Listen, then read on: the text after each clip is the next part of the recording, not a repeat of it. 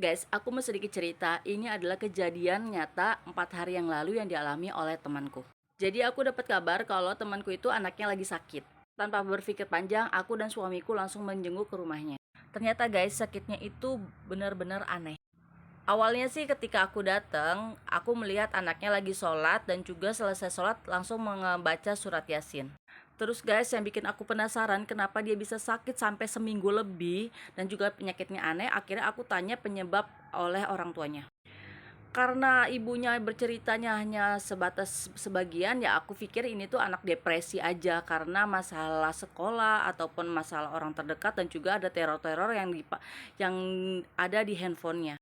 Tapi nggak lama orang tuanya bilang anak ini suka kambuh dan suka teriak-teriak dan suka kayak jelalatan gitu loh guys, dan perilakunya ini seperti anak kecil. Terus aku langsung tanya dong sama anaknya itu, ternyata anaknya itu bener-bener guys, aku ngomong sama anak kelas 3 SMA, tapi ngomongnya itu seperti aku kayak ngomong anak SD. Dari bahasanya dan juga dari bicaranya. Pas nggak lama aku tanyain, dia itu langsung meronta-ronta dan juga berteriak-teriak seperti kepanasan, kesakitan, dan juga dia bilang dia itu anak baik. Dia juga bilang dia pernah melihat malaikat ada di belakang kanan kirinya, dan juga dia selalu diikutin sama seorang kakek-kakek.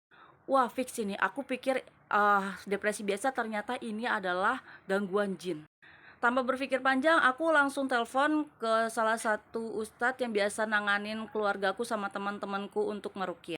Alhamdulillah untungnya ustadznya itu langsung gercep dan juga dia bilang, coba mbak, handphonenya dideketin di telinganya, jadi saya mau ruqyah secara online.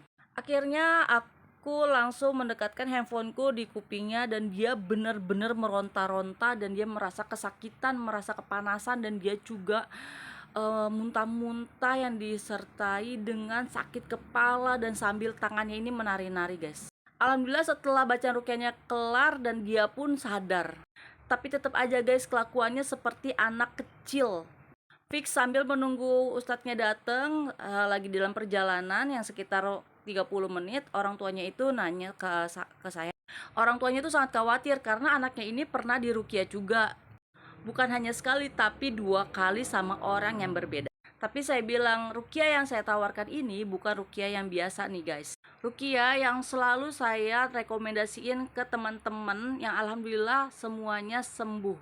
Emang ya guys, namanya orang tuanya, ya apalagi ibunya benar-benar khawatir. Dia tuh merasa anaknya itu depresi dan pengen diajak besokannya ke psikolog. Karena udah capek guys, selama 1 minggu dia itu kelakuannya seperti anak-anak. Singkat cerita, ustadznya datang dan juga langsung nanya-nanya dulu pertama dan langsung mengeksekusi untuk diruqyah. Ternyata bener guys, dia itu bukan hanya depresi, tapi juga diganggu oleh banyak jin. Dan yang lebih mengherankannya lagi, ternyata jinnya itu bukan sumbernya dari dia guys, tapi dari orang tuanya atau yang disebut dengan ibunya. Kenapa bisa kayak gitu? Karena dia lagi kemasukan jin nasab. Jin nasab itu berasal dari salah satu orang tuanya. Saat ditanya sama Pak Ustadz, ternyata ibunya ini punya saudara ataupun paman yang bisa menyembuhkan. Dan dari ciri-cirinya yang dia alamin, ternyata dia itu kena jin nasab. Singkat cerita, setelah ruqyah dijalanin, alhamdulillah anak ini normal guys. Dia balik seperti dirinya sendiri dan yang gak kekanak-kanakan.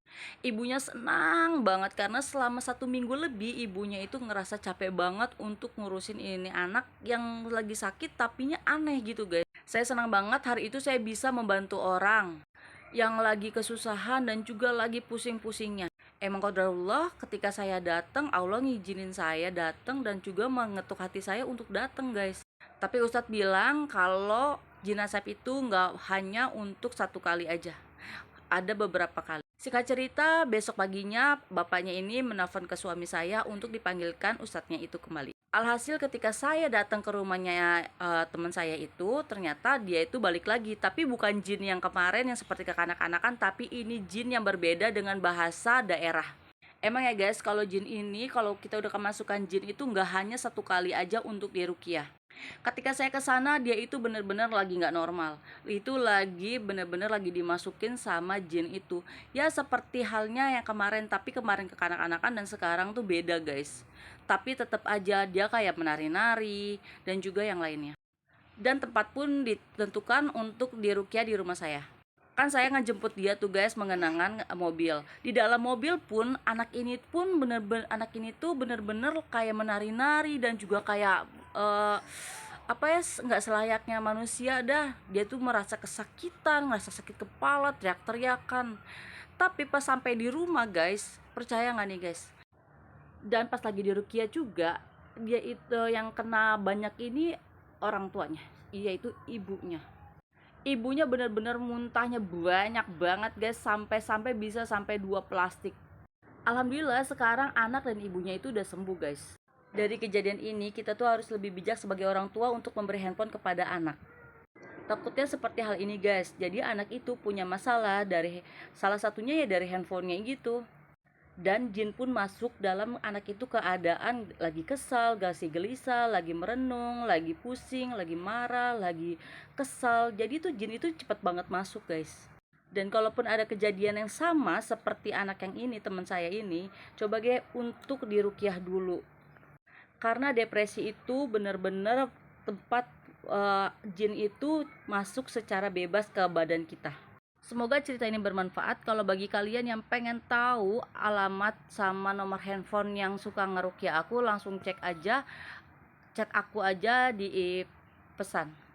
Aku akan kasih nomor handphonenya, semoga ini tuh bermanfaat. Terima kasih ya.